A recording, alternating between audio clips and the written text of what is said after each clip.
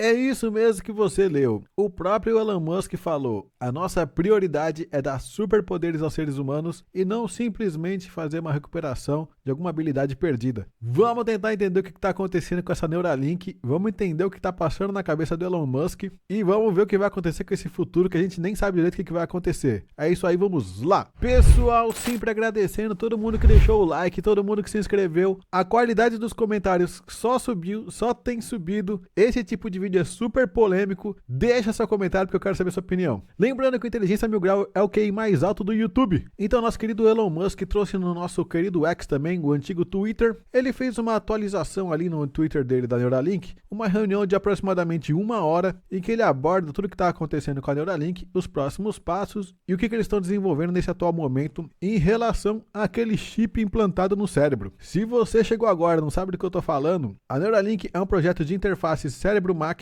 em que você consegue usar o cérebro para controlar um computador, controlar alguma coisa, através de um implante que é colocado lá dentro da tua cabeça. Não é uma maquininha que fica por fora. Não, ele vai lá dentro. Tem um cortezinho no crânio e tudo mais. Eu fiz um videozinho explicando passo a passo tudo que foi feito com muito mais detalhes do que eu estou falando agora. Esse vídeo aqui é para falar das atualizações, porque o Elon Musk agora começou a falar no segundo paciente. O projeto inicial se chama Telepathy. A tradução literal é telepatia, em que a ideia é você controlar o computador com o pensamento. E isso foi feito, essa parte está ok. Mas o Elon Musk falou com todas as letras. O objetivo maior deles, o objetivo de longo prazo, é que existe um risco da inteligência artificial tentar dominar o planeta e o ser humano precisa estar pronto para isso. E por isso ele vai ter que ter uma interface cérebro-máquina para conseguir controlar as coisas e evitar esse risco. E essa ideia de fazer recuperação de movimentos, ela é secundária, gente. Ai, Bob, mas eu não concordo com isso. Eu acho que tinha que ser ao contrário. Bom, isso não sou eu que estou falando, é o Elon Musk que está falando. Então já deixa a tua opinião para a gente saber o que você está pensando também. Bom, um segundo produto que eles não lançaram, que é diferente do Telepathy, é um que recupera a visão, é um que é conectado com o córtex. Eu também falei disso naquele vídeo lá. Até agora o que eles vinham querendo fazer era fazer com que o paciente usasse o computador igual eu, igual você. A gente usa assim, com uma tranquilidade, fluido, mexendo com o mouse, mexendo com essas coisas, sem ter que se preocupar, sem ter que pensar, sem ter que fazer alguma coisa muito complicada. Esse objetivo parece que está ok. Tem muitas novidades sendo feitas, mas esse objetivo parece que está bem ok. Eles mostraram um gráfico do tempo de uso por semana que o primeiro paciente estava tendo. E eles perceberam que nos dias de maior uso, ele chegou a utilizar 70 horas por semana. Que isso, se você for pensar nas 120 e poucas horas úteis, sem contar as de sono, é quase que ficar a semana inteira utilizando esse equipamento. Uma outra coisa que aconteceu é que com o controle do pensamento, ele bateu o recorde de velocidade, o recorde de bytes por segundo trocado entre eles e o sistema, chegando a 9.5 bps, que isso é mais alto do que um ser humano usando um mouse normal. Isso já traz um objetivo secundário que eles têm. Como eles estão com a ideia de fazer um super-humano, essas performances exageradas, você conseguir escrever em 2 teclados ao mesmo tempo, conseguir fazer 2 tarefas ao mesmo tempo. O cérebro ele é tão doido que ele consegue mexer mão esquerda e mão direita ao mesmo tempo fazendo coisas diferentes. E eles vão tentar sim fazer um ser humano jogar 2 joguinhos diferentes ao mesmo tempo, simplesmente usando a força do pensamento. Clicar em 2 mouses, digitar com 2 teclados, fazer com que ele imagine que ele tem mais de 10 dedos, que ele tenha 20 dedos e consiga digitar num teclado com 20 dedos.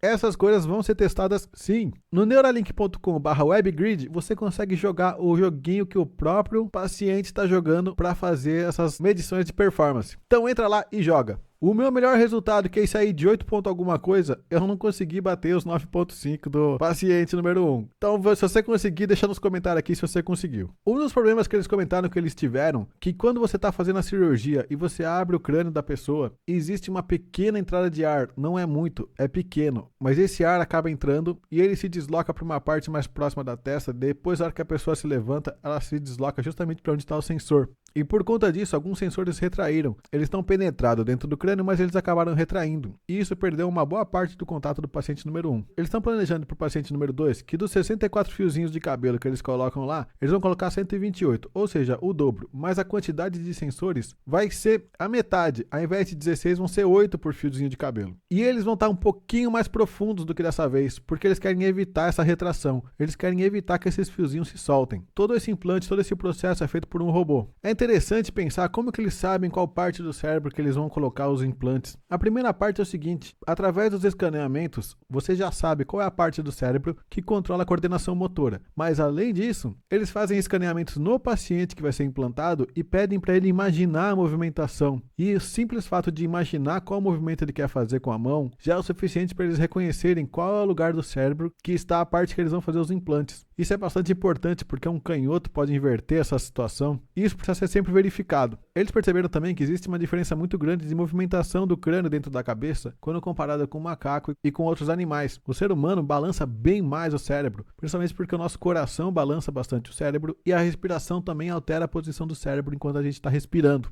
É interessante perceber que a nossa inteligência e a nossa interação com o mundo, ela não é simplesmente falar ou agir. A gente, enquanto está mexendo a mão, mesmo eu mexendo minha mão aqui, eu percebo onde que ela está. Não é simplesmente mandar o comando e fazer a mão andar. Eu preciso, de alguma forma, perceber que aquilo que eu estou fazendo está dando certo. E esse é um desafio bastante grande, porque quando você está controlando o mouse, através do pensamento, aquela informação da tela, talvez não diga nada para a pessoa que está enviando o sinal que aquilo está dando certo. Então eles estão inventando tecnologias de feedback para a pessoa saber que quando ela pensou em mover o mouse está movendo ou não está movendo. Mas por que fazer isso? Porque às vezes a pessoa pode estar pensando em mover o mouse e o mouse não está se mexendo e pode ser um problema de comunicação e não simplesmente um problema de calibração ou algum outro problema. O sistema atual deles usa Bluetooth, exatamente isso que você ouviu, Bluetooth. Isso significa que ele consegue conectar aquele sisteminha dele com qualquer coisa que mexa com Bluetooth. Ou seja, qualquer equipamento que conecta com Bluetooth, ele consegue fazer algum tipo de interação. Isso é realmente uma coisa super humana. Eles comentam que essa ideia de fazer a recuperação de movimentos perdidos, por exemplo, fazer um tetraplégico voltar a andar, é 1000 vezes mais complexo do que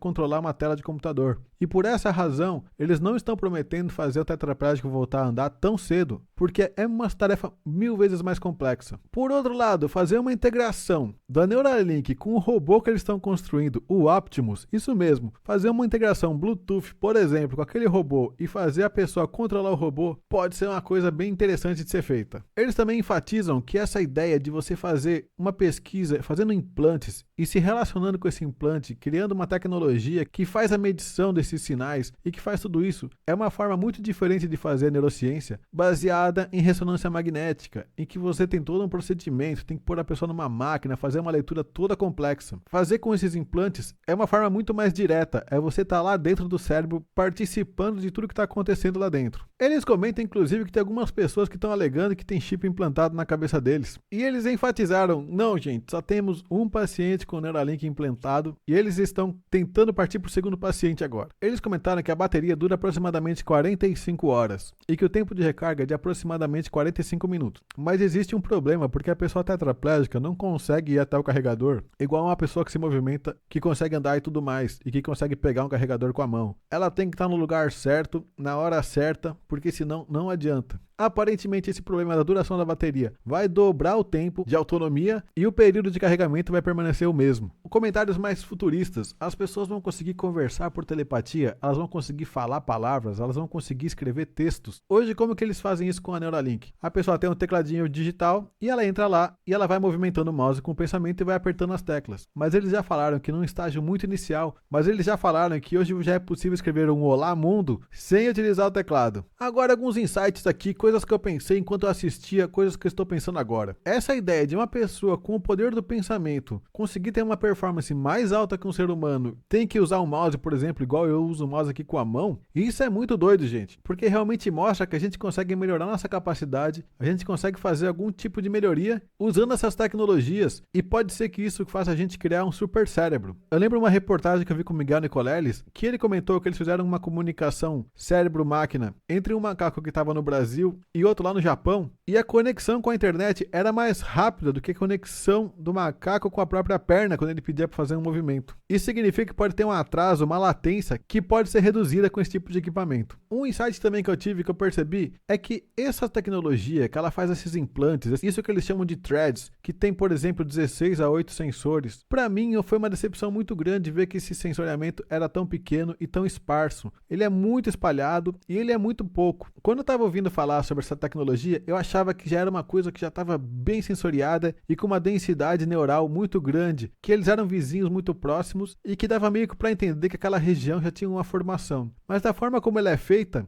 esses sensorzinhos estão tão distantes uns dos outros que dá para dizer que aquele funcionamento neural ele é realmente uma nova forma de se comunicar com o cérebro. Um outro insight importante que tem a ver com as ressonâncias magnéticas, elas se baseiam em medidas indiretas. E essas medidas indiretas são medidas médias e feitas por camada. Quando eu penso no algoritmo de rede neural e o consumo energético desse algoritmo de rede neural, se você treinasse uma deep learning para detectar gato e cachorro, o processo da detecção de gato e de cachorro é muito grande, é muito custoso, são muitas multiplicações de matrizes e tudo mais. Porém, se o seu programa, no final da detecção, falar assim, ó, se é um gato, acende a luz, se é um cachorro, apaga a luz, essa decisão é um pontinho no nada. Para o computador, essa tomada é muito rápida. Em outras palavras, se a gente fizesse uma ressonância magnética num programa de computador fazendo uma detecção de gato e cachorro e tomando uma decisão, a gente ia saber com certeza aonde que foi tomada a decisão para gato e onde foi e para cachorro. Porém, a gente jamais ia conseguir detectar aquele if-else. A tomada de decisão é tão pequena, é tão rápida, que média nenhuma ia conseguir detectar que aquilo está acontecendo. Ia se confundir num borrão absurdamente grande. Isso significa que talvez as ressonâncias magnéticas realmente não sirvam para fazer detecção de tomada de decisão,